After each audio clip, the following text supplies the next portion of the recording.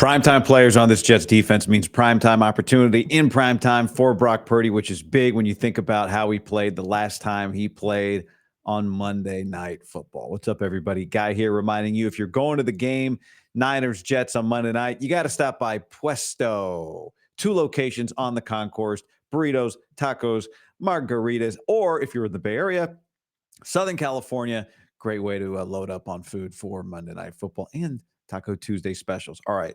So you think about the Niners last year on prime time. One game probably comes to mind, and that was the last Monday night game they played against Baltimore.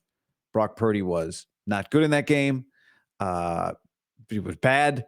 4 touchdowns. I thought in the end, at times, it got a little too strong on how bad he was, in the sense that, like, he kept pushing the ball down the field, responded well, I thought, to adverse situations, but it wasn't good, right? It wasn't good. You're looking at his prime time performances right here. All right. 7 touchdowns, 8 picks. Obviously, the picks largely skewed by the 4 interceptions against Baltimore. But when you look at the prime time performances from last year, you've got 5 games. These are last year's. You've got the Giants early in the year. You've got Dallas week 5, right? That was 3 touchdowns. That was a very good performance, 71% completion percentage against what was, in the end, depending on what metric you use, one of the top defenses in the league. You got Minnesota, 2 picks and a loss. You got Seattle, and you've got Baltimore. To me, the game that compares to Baltimore is the Jets tonight, right? This is a defense that has all pros at every level: Quinnen Williams and Jermaine Johnson on the front line, C.J. Mosley and Quincy Williams at linebacker, Sauce Gardner in the secondary. And what really makes, to me, great matchups with quarterbacks are 2 things: pass rushes. Well, I guess 3 things: pass rushes, good defensive coordinators, and players that can disrupt the football, like actually hit the football, pass breakups. When you look at the top 5 defenses in the NFL last year in terms of pass breakups, number 1 was the Saints. Number 2 was Cleveland. Now, that was not a primetime game for the 49ers, but Purdy did not play well in that game, right? 12 of 27, 125, an interception. Yeah, that was his that was against the defense that gave up the fewest passing yards. So that's a great test in the league last year. Number 4 pass breakups last year, Jets. So the Jets are right up there with the Browns and the Ravens defensively and how disruptive they can be. Number 5, by the way, was the Niners. And I think I said New Orleans was number 1. So, this is right in line with that Cleveland game. In terms of pressure, that Ravens game was later. He was an MVP candidate. But it was similar, right? You're playing against another top quarterback this week in Aaron Rodgers. That was Lamar Jackson. So there are just so many exterior and actual game pressures on Purdy on Monday night, which is part of what makes it fun. Before I go on, I want to remind you, I am playing PrizePicks tonight. You should be playing PrizePicks tonight too with my code GUY. Sign up with the code GUY. When you do that, you play just a $5 lineup. You'll get $50 instantly just for playing. A couple lineups I like tonight: Aaron Rodgers and Brock Purdy. I've got Rodgers less than 23.5 pass yards. I've got Brock more than 7.5 rush yards. I've got a bunch of lineups tonight. I got a lot of lineups tonight. Moody, Zerline, both more than 1.5 field goals made. Kittle, more than 43.5 receiving yards. I think this is a big Kittle game. And then also this month, you get a free one. Caleb Williams, all of September, just over half a passing yard. So I've got Caleb for next week combined with Debo tonight and Brock tonight. More on their touchdown numbers. Code GUY when you go to PrizePicks. Aaron Rodgers, 6-3 in the regular season against the Niners, but we know the Niners have dominated him in the postseason. He has not beaten the Niners in the postseason. He's 0-4. Noah Reddick for the Jets. That's a boost, right? But this is where, when you think about what happened over the weekend, Dak Prescott getting his $60 million a year, and I think everybody has we've all accepted, we all realize where this is going for Brock Purdy if he's anywhere near the player he was last year. If he was the player he was last year, then there's not even going to be much debate about whether or not he's a $60 million a year quarterback. Now, there are other factors that come into play, right? Dak Prescott was already making a lot of money. Brock Purdy's not making as much money. Some people don't think that matters. It does matter, right? How much are you willing to take in a raise? Does depend. Just think about real life on how much you were making before. So Do I think Brock Purdy is going to be the highest paid quarterback in the league when he gets his deal? It's definitely possible. I don't assume that he's going to drive maybe quite the hard bargain that Brandon Ayuk did. And in the end, Brandon Ayuk got about what the Niners, I think, were pretty comfortable paying him for most of the time. That situation got hairy for a different reason.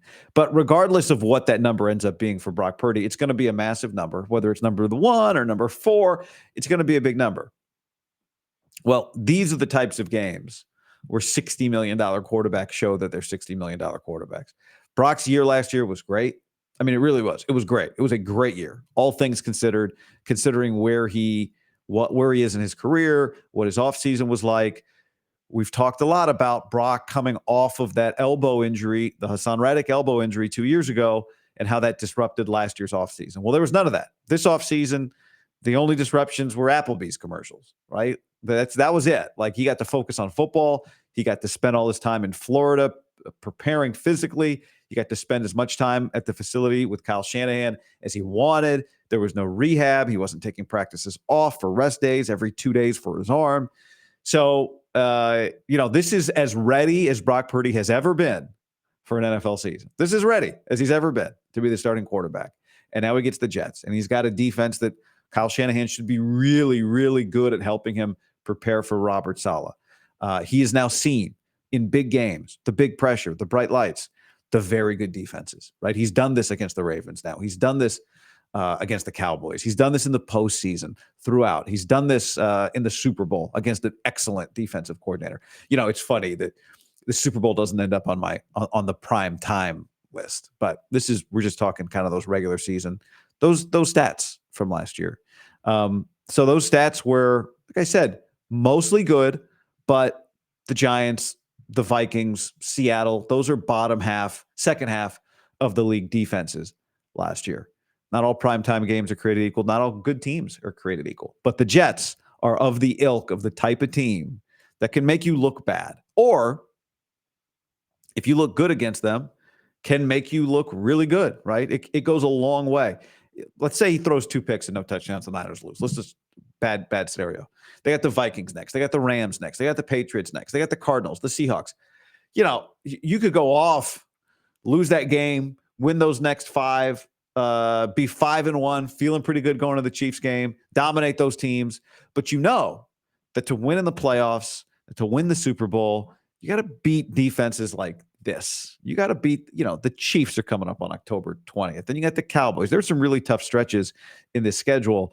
You got to go to the Bills, right? We saw that comeback against the Cardinals on Sunday. So it's not the be-all end-all. It's one game. I'm fired up for this game.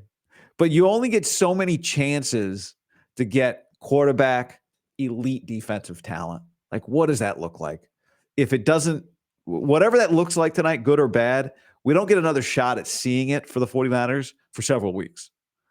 So 17 games, all these matter. All the wins count the same, especially when you're playing an AFC team. Like, those are beating them and, beating the Patriots. It's all the same. Win one, whatever. It's all the same. Beating the Jets, beating the Cowboys, or beating the Chiefs, like, those are equal in terms of wins and losses, but we know they're not necessarily equal to the way they feel. So this is a big game. The beauty for Brock, and just for the 49ers in general, the whole world, the NFL world, as dialed in as the Niners are a top 5 just talking team, right? People love talking about the Niners. So are the Jets. Weird meets weird tonight, okay? Niners weird off season. Niners weird question marks. The Jets are the Jets, even without Aaron Rodgers.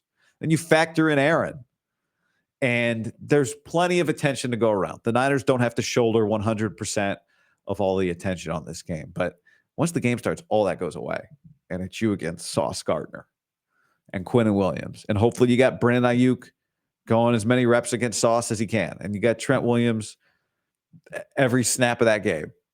And then afterwards, here on YouTube, we're talking about a great Brock performance. But can't wait to find out.